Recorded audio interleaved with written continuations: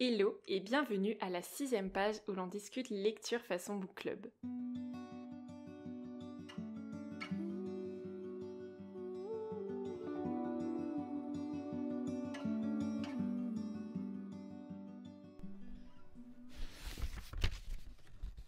L'été approche et à très grands pas même puisque à la sortie de cet épisode ça sera officiellement dans 2 jours. Et c'est la raison pour laquelle je pense qu'il est plus que temps que je réfléchisse aux livres que j'ai envie de lire pour cette saison. Et on se retrouve donc dans cet épisode Orteil en éventail pour que je vous parle un petit peu de mes futures lectures. Alors si vous en avez lu certains, n'hésitez pas à venir me motiver pour les lire, et si vous ne les connaissiez pas, j'espère que ça vous donnera envie d'en découvrir quelques-uns aussi. Alors il faut savoir que je suis vraiment très sensible aux saisons, et mes envies évoluent donc tout au long de l'année, mais encore plus que les saisons, je suis très sensible à la météo. Donc avec du soleil, je vais être enjouée, heureuse, j'aurai plein d'envies, de projets, mais des nuages ou du mauvais temps, je vais avoir une humeur giga maussade et ma vie aura clairement plus aucun sens. Et donc en termes de lecture, ça va être un peu pareil, je vais me tourner plus vers un genre ou l'autre de lecture en fonction de la météo.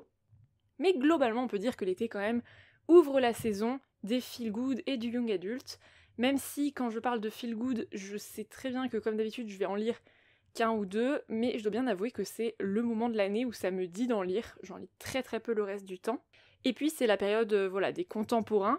Alors, young adult, j'en lis déjà plus souvent, mais c'est vrai que des young adultes contemporains, c'est vraiment aussi à cette saison-là que j'en découvre, sinon j'ai plus tendance à lire de la fantasy ou du fantastique. Et étonnamment, chaque été, je me surprends à avoir envie de lire des polars. Alors me demandez pas pourquoi, j'en ai aucune idée. Et d'ailleurs, je crois pas en avoir mis dans ma palle, mais voilà, j'aviserai en temps voulu. Et aussi, je voulais préciser que dans tous ces livres, il y en a que j'ai déjà, il y a des livres que je n'ai pas encore, qui font tout simplement partie de ma wishlist. Mais donc les livres dont je vais vous parler, ce sont ceux qui me font très envie en ce moment, et que j'aimerais idéalement découvrir cet été.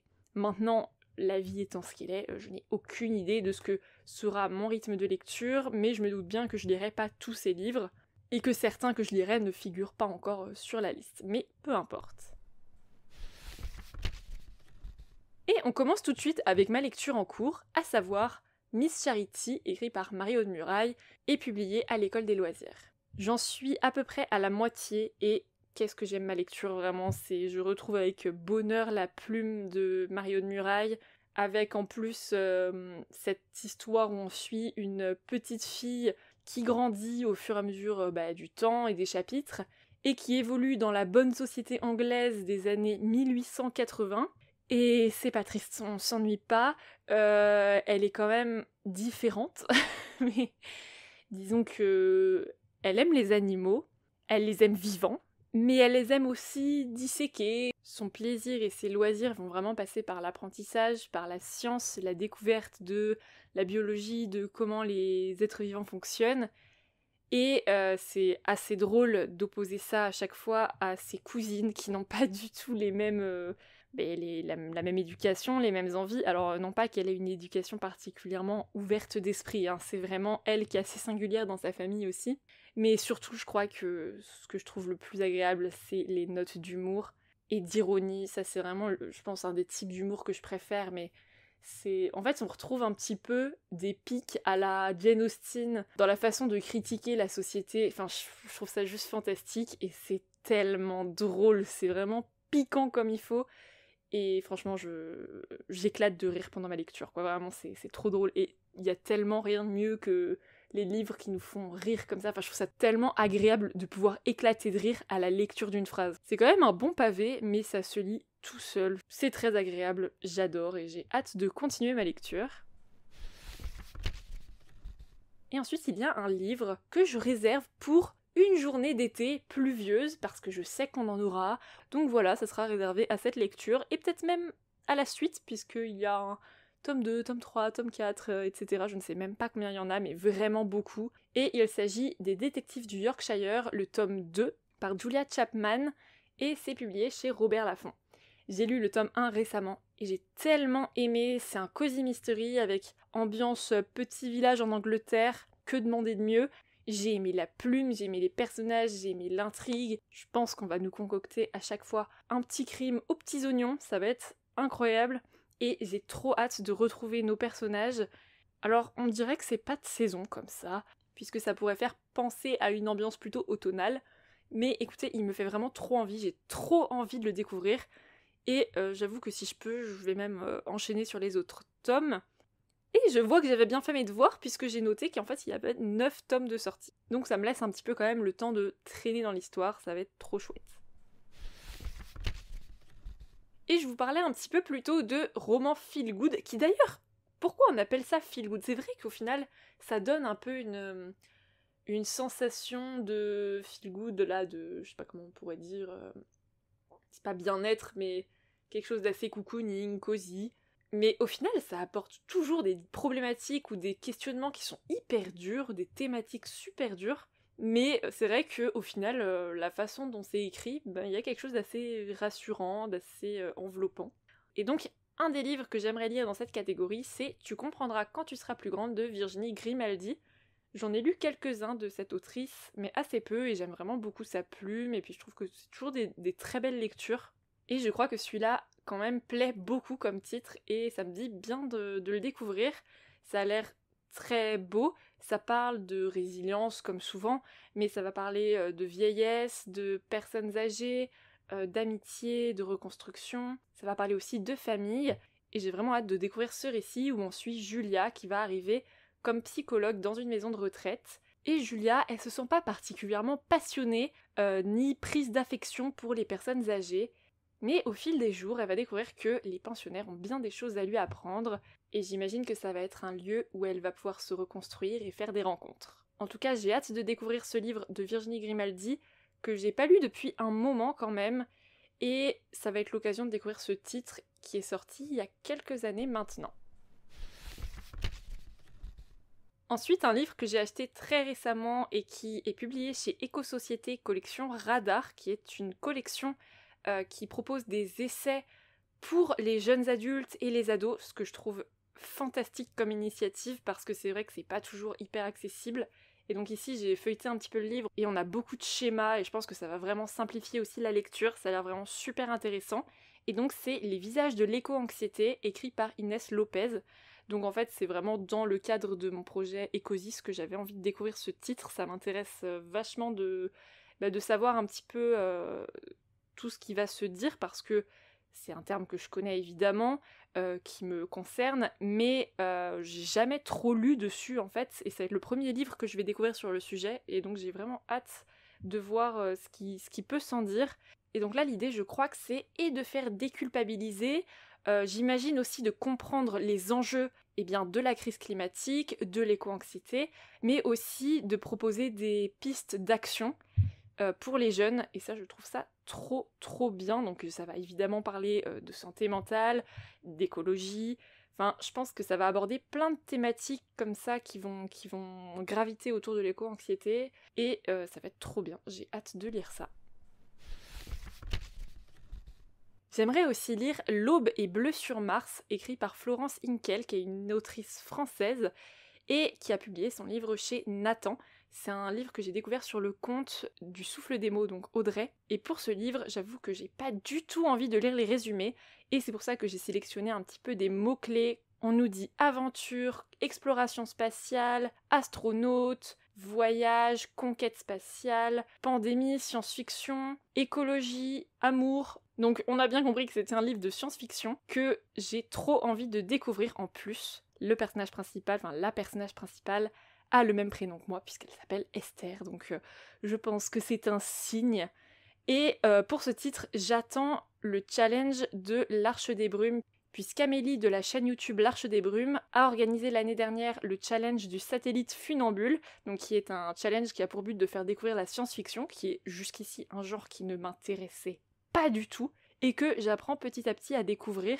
Et je me rends compte qu'en fait, ça va bien plus loin que juste parler de technologie dans l'espace, mais c'est vraiment un peu la vision que j'en avais, parce que je connaissais très mal ce genre, et je découvre des récits absolument fantastiques. Et donc j'espère qu'elle va remettre ce challenge à l'honneur en août. On verra bien, mais voilà, je me réserve ça pour le mois d'août, du coup, dans l'attente de voir si elle refait ce challenge cette année. Et j'ai également prévu de lire à cette occasion Aurora Squad, écrit par Amy Kaufman et Jay Christophe, qui est publié déjà en brochet et poche chez Casterman, et il s'agit d'une trilogie, il me semble. On va être dans une dystopie fantasy, space opéra, donc qui va se passer dans l'espace, avec des extraterrestres, romance, adolescence, mystère, équipe, amitié, enfin bon, bref, toute une thématique comme ça autour de l'adolescence également. Je pense que ça va nous donner un mélange assez intéressant également. C'est encore un livre pour lequel j'ai pas trop envie de lire le résumé. De toute façon, comme d'habitude, il y en a très peu que je lis. Donc, les mots-clés, ça fonctionne assez bien avec moi. Ensuite, il y a quelques livres que j'aimerais aussi lire pour le projet Ecosis, qui est mon projet qui tourne autour de l'écologie et de la littérature, donc de l'écofiction. Et pour ça, j'en ai mis quelques-unes dans ma palle. Alors vous allez voir, premièrement, il y a Il est encore temps de Jean-Philippe Blondel, qui a l'air de parler plutôt de militantisme, également de relations familiales, beaucoup d'adolescence, des manifestations, avec des questions de société. Évidemment, ça va parler d'écologie, de Greta Thunberg apparemment aussi, et puis de plein de questions comme ça, assez philosophiques, mais sous forme de fiction. C'est toujours ça que je trouve intéressant avec les écofictions, c'est l'occasion vraiment d'aborder plein de questions sociétales, en tout cas autour de l'écologie, mais avec une histoire, avec des personnages auxquels on peut s'identifier, voire même dans des mondes fantasy, fantastiques, peu importe, en tout cas là ça a l'air d'être quand même plutôt du contemporain. Mais j'ai vraiment hâte de découvrir ce récit également.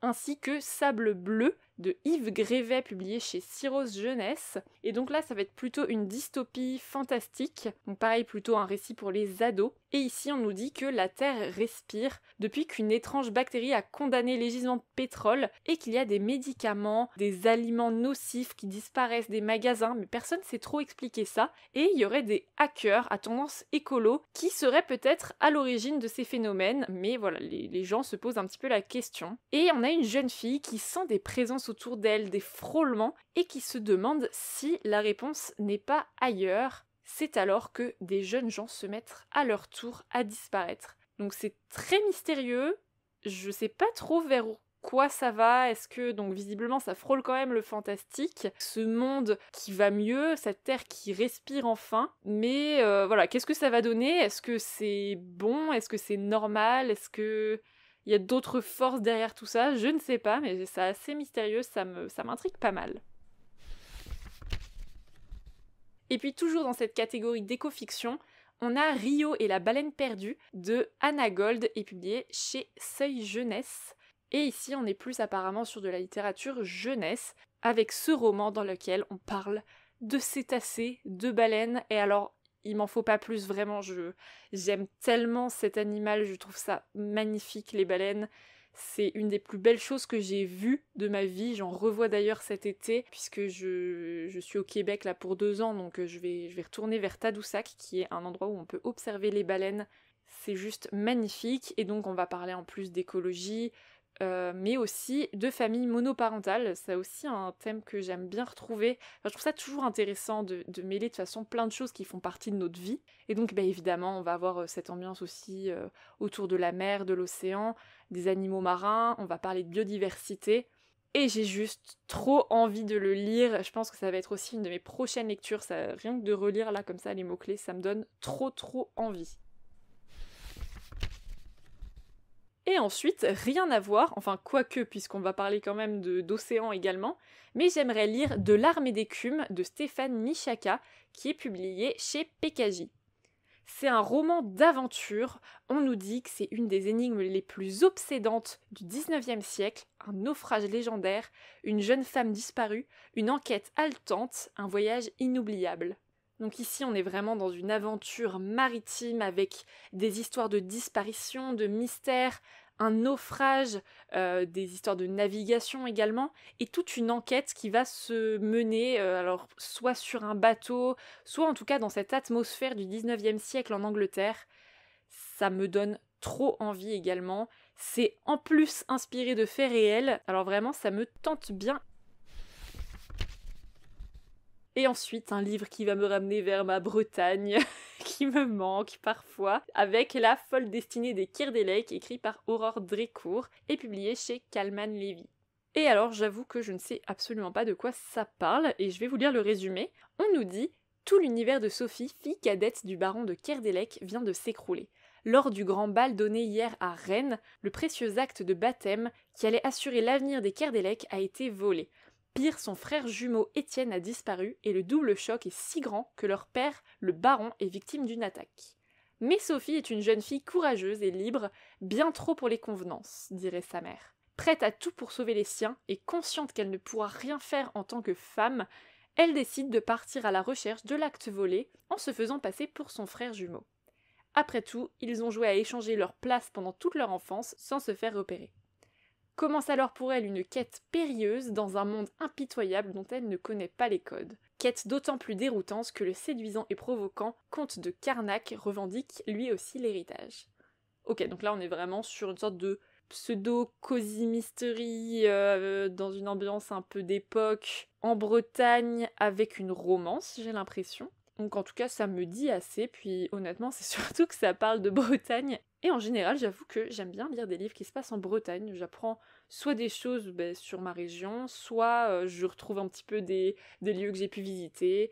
Je trouve ça toujours chouette, et puis là l'histoire j'avoue me tente bien aussi, je l'avais déjà lu il y a un moment le résumé mais je me rappelais plus très bien. Et puis après avoir découvert le syndrome du spaghetti de Marie Vareille, pour lequel j'ai eu quand même un beau coup de cœur, j'ai envie de découvrir La dernière allumette de cette même autrice et qui est publiée chez Charleston. On y suit une femme qui depuis plus de 20 ans vit recluse dans un couvent en Bourgogne et elle a en partie oublié sa vie d'avant, elle n'arrive pas à se rappeler même l'événement qui a fait basculer sa vie et qui l'a poussée à se retirer comme ça du monde. Et puis elle observe de loin la vie parisienne de son grand frère, Gabriel, avec une brillante carrière et qui est visiblement censé par la critique. Mais un jour, Gabriel rencontre Zoé, une femme lumineuse, et il tombe sous son charme. Mais Abigail, la jeune fille qu'on suit dans l'histoire, ne peut pas s'empêcher de trembler, car elle seule sait qui est vraiment son frère. Et je trouve ça extrêmement intriguant. J'ai juste trop envie de le lire. Je pense que ça va être vraiment super beau, assez poignant, puisque Marie Vareille a quand même visiblement cette capacité à écrire des romans très prenants, très poignants, avec beaucoup d'émotions qui va se dégager. Donc voilà, ça va être vraiment une belle lecture, je pense. Et puis je me suis aussi noté L'Octopus et moi de Erin Hortel, publié chez Dalva. Et encore une fois, on va parler d'écologie, mais aussi de féminisme, avec un récit plutôt nature writing, avec apparemment aussi quelques notions de développement personnel. Et puis on va parler d'une pieuvre, j'adore les pieuvres. J'avais découvert il y a quelque temps le documentaire qui s'appelle La sagesse de la pieuvre. J'avais trouvé ça magnifique. Et ça m'a juste donné envie, quand j'ai vu la couverture et le titre, je me suis dit, ça c'est un livre qu'il faut que je découvre. Et ça va être une histoire de femme, de résilience, une sorte de roman initiatique qui va beaucoup parler de nature, de mer évidemment. Et je pense que ça va être très beau. Et puis on change radicalement d'ambiance avec Le Clan des Bélènes de Julia Castle, publié chez Scrinéo. Ici, on est au cœur des Ardennes, et Nora a décidé de tout quitter, son cabinet de vétérinaire à Paris, son appartement, le père de sa fille, pour retrouver son village d'enfance, pour un nouveau départ avec sa fille. Mais en renouant avec ses racines au cœur de l'immense forêt des Ardennes, Nora revient vers les ombres qu'elle avait laissées derrière elle. Et un soir, elle sauve un loup blessé sur la route, et c'est le début d'un engrenage qui va l'entraîner dans un dangereux conflit entre des villageois superstitieux et les Bélènes, une inquiétante famille qui semble liée au loup des Ardennes. Dans une atmosphère donc de tension permanente, de disparition, elle va devoir affronter les préjugés et les légendes. Ça me donne trop envie. Je trouve que ça a l'air trop bien. Je pense que ça va être quand même assez sombre, beaucoup de suspense. J'espère juste que ça va pas trop tourner vers le paranormal. Faut voir ce que ça donne. Ça me dérangerait pas que ça tourne un peu fantastique, fantasy. D'ailleurs, c'est dans les mots-clés, je viens de voir. Mais voilà, j'espère que ça va pas être non plus trop what the fuck. Je sais pas trop vers quoi on va aller, mais en tout cas, ça me tente bien. Et puis un livre dont je ne veux rien savoir, c'est Le Chant des voiles de Tiffs, publié chez Plume Blanche. Ici, on est sur un roman d'aventure, de pirates, avec de la magie. C'est un roman one-shot, donc ça c'est très cool pour de la fantasy, c'est quand même assez rare pour être souligné. On va parler de corsaires, de monde imaginaire, voilà, ça a l'air trop bien, j'ai trop hâte de le découvrir, les avis sont hyper élogieux, donc voilà. Et puis parce que la période sorcière arrivera d'ici quelques mois, puisqu'en automne je me fais un petit peu une cure de sorcière, il y a ce livre de Nao Nashiki qui me tente bien également avec L'été de la sorcière, publié chez Philippe Piquier. Et c'est un roman japonais, un roman initiatique, qui va parler de nature, de plantes, évidemment de sorcellerie. Et j'ai vraiment hâte de découvrir cet univers qui, j'imagine, va se passer en Asie, en tout cas je pense. Et alors j'avoue que je connais très mal la représentation de la sorcière en Asie, j'ai hâte de découvrir ce que ça peut donner. Je pense que ça doit se passer d'ailleurs même au Japon. Et je pense que ça va être vraiment intéressant de découvrir la vision de la sorcellerie aussi au Japon.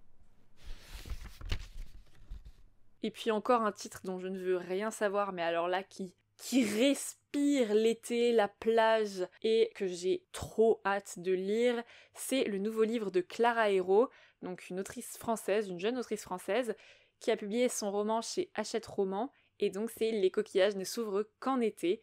Ça a l'air d'être encore une fois une histoire assez poignante, assez belle. J'avais été extrêmement touchée par son premier livre, j'avais aussi adoré sa romance de Noël, et j'ai juste du coup trop envie de découvrir celui-ci. Ça a l'air d'être un mélange de romance contemporaine en été, avec des secrets, ça va être une histoire de sœurs également. Et puis j'imagine on va parler de santé mentale et de plein de sujets qui vont pouvoir englober la vie de deux jeunes filles, de deux sœurs. Et c'est un livre que je n'ai malheureusement pas encore, mais ça ne saurait tarder. Et on continue avec un roman jeunesse avec Annie au milieu, écrit par Émilie Chazeran, publié chez Sarbacane en brochet et en poche chez Point. Et ici, c'est un livre qui va parler notamment de handicap et de trisomie 21, avec aussi plein d'autres thématiques, que ce soit les relations dans la famille, les relations parents-enfants donc, entre frères et sœurs également, les amis, aussi l'adolescence, et ça a l'air d'être un roman hyper touchant, avec apparemment des pointes d'humour, et ça me dit vraiment bien de découvrir ce genre de livre. J'ai quand même peu eu l'occasion de découvrir des livres qui parlent du handicap, et je trouve que c'est quand même assez peu représenté pour le moment, et je trouve ça vraiment dommage, parce qu'il y a vraiment des très belles histoires, je pense, à écrire autour de tout type de handicap, de toute forme de handicap, et je trouve ça tellement intéressant, parce que justement la fiction permet d'apprendre des choses qu'on ne sait pas sur ces handicaps, puisque les auteurs soit sont concernés, soit ont de la famille, des proches en général, ou alors vont se renseigner, et on a toujours des choses à apprendre et qui peuvent faire aussi évoluer les mentalités, parce qu'on est clairement loin d'un monde idéal, je pense, pour les personnes qui souffrent de handicap ou de syndrome, ou voilà, donc je pense que c'est très important quand même de se renseigner aussi dessus. Et la fiction, c'est pour ça que c'est absolument fantastique, c'est que ça nous demande pas du tout cet effort, entre guillemets, de lire comme on pourrait lire un documentaire sur un handicap. Ça permet de petit à petit se familiariser aussi avec plein de thématiques comme ça, et je trouve ça génial. Une de mes sorties les plus attendues du mois de juin, c'était Kael d'Alexiane Delis, qui est donc un spin-off de Tiziri que j'ai adoré, donc une duologie de fantasy, un peu science-fiction, publiée chez Plume Blanche. Et c'est une duologie à laquelle j'ai même dédié un épisode entier du podcast, des livres dont j'ai reparlé à plusieurs reprises au cours des épisodes. C'est absolument fantastique, je peux vous dire qu'il y a un peu une ambiance Avatar. Je vous conseille vraiment la lecture de ces livres. Alors ça va parler d'écologie, je trouve que c'est pas nécessairement hyper poussé sur ce plan-là. Je dirais pas que c'est une éco-fiction non plus. Mais c'était vraiment chouette, et c'est surtout extrêmement... c'est pas page-turner, mais enfin si, il y a un peu de ça quand même. Moi je pouvais plus m'arrêter, vraiment j'étais prise complètement dans l'histoire, complètement immergée, et j'ai tellement hâte de découvrir ce spin-off sur un des personnages de la saga. Ça va être beaucoup trop bien.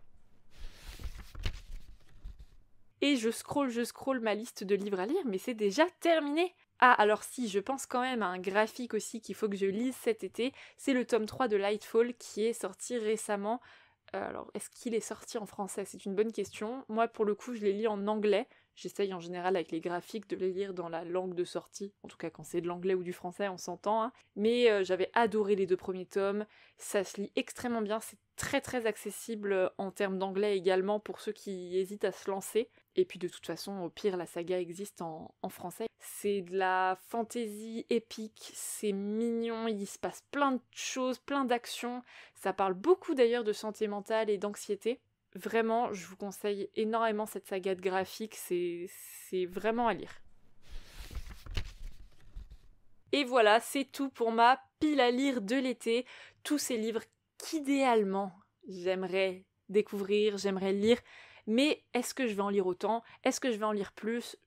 Un petit peu difficile de savoir pour le moment, je verrai bien. Mon rythme de lecture était quand même assez élevé en début d'année là, mais petit à petit il baisse. Mais c'est vrai qu'en fait l'arrivée de l'été, malgré le fait que je vais avoir plus de temps quand même, ça fait que je passe pas forcément ce temps à lire, je vais beaucoup dehors aussi. Donc bon, on verra bien, mais en tout cas j'ai trop hâte de les découvrir, j'ai trop hâte aussi de vous en parler en podcast, puisque c'est sûr qu'il y aura des livres qui vont trop me plaire et dont j'aurai envie de vous parler et de vous faire découvrir. N'hésitez pas à me dire s'il y en a que vous avez déjà lu, s'il y en a qui vous donnent envie aussi, ou en tout cas n'hésitez pas à me dire quel titre vous aimeriez en priorité lire cet été. Moi, malgré qu'il y ait tout ça, il y en a quand même qui me donnent un peu plus envie que d'autres aussi, il faut dire.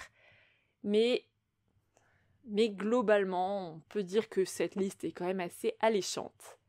Voilà, j'espère que cet épisode vous a plu. On se retrouve dans 2 semaines pour un prochain épisode. Merci pour votre écoute et à très vite pour un nouveau chapitre.